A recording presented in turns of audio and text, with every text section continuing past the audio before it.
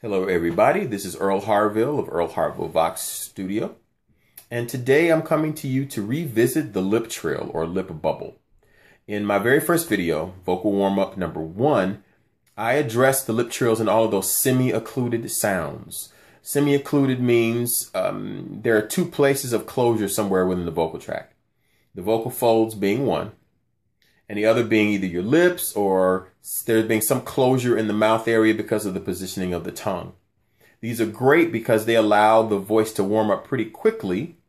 There's an extra boost of energy because of the two places of closure. There's this extra boost of energy that helps the vocal folds kind of do their thing. And it gets blood to the fibers of the vocal folds faster, which means they're going to respond and now become more flexible and more pliable. They're going to warm up and allow them to function better. The lip trill is probably the most popular of all of those semi-occluded exercises, but some people come in with a bit of a problem in being able to do them well. So I'm just going to go through a couple of things to make sure that you're approaching your lip trills correctly. First of all, though you can do them without having your hands, your fingers in your cheeks, I find that it's a little easier to perform the exercise when you are gently taking your two fingers into your cheeks, or some people will do this using your knuckles and going in. But what you're doing, you're trying to press in and up gently to take a little bit of weight off of these muscles in your face. Okay? So that's, I think, the first thing to make sure that's in place. As you do your lip bubble, you want to make sure that you're not pushing too much air.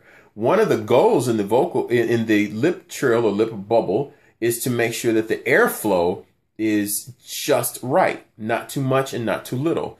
Singers would get in a lot of trouble blowing too much air, and I'll address that again in other videos. But you want to make sure that you're doing a bubble that's using just enough air to make the lips bubble and the vocal folds vibrate as well. That's not a whole lot of air.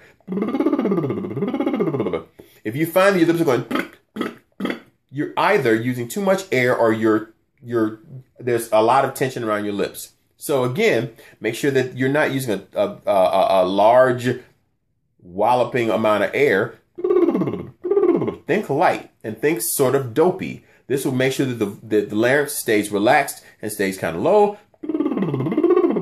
Start off by doing slides first. Start in your chest voice and slide up to your head voice. And back again. Then you can do some where you're starting in head voice.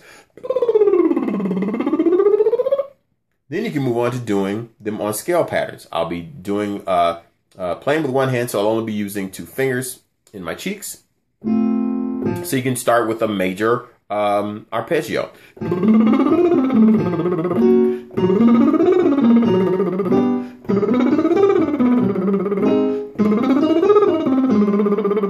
You can then also do a descending scale.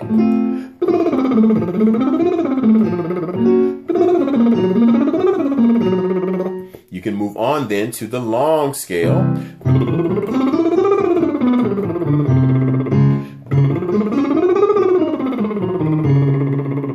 Then you can do the broken octave scale.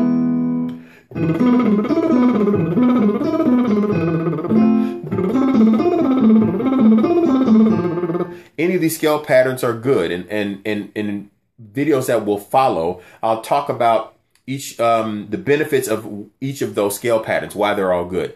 But just know that these are all great patterns to use your lip trill on. Again, don't think a lot of air. Think a nice, really light but consistent flow of air. Think a gentle bubbling of the lips. Don't tighten up. Think slightly dopey so you get a release of the muscles that will try to pull your larynx up, and you should do great with the lip trill. Lip trills work great to warm your voice up, to cool the voice down after a lot of vocal usage. So get used to it. If you have any problems, then you need to contact a vocal trainer, a vocal coach that can work with you, such as myself. You can reach me at 562-387-8025, leaving a voicemail message, or reach me at earl@earlharvillevox.com and set up a free 15-minute consultation with me so we can kind of see what things we need to work on to help your voice get on track. Okay, hope this helps you. Keep singing, and bye.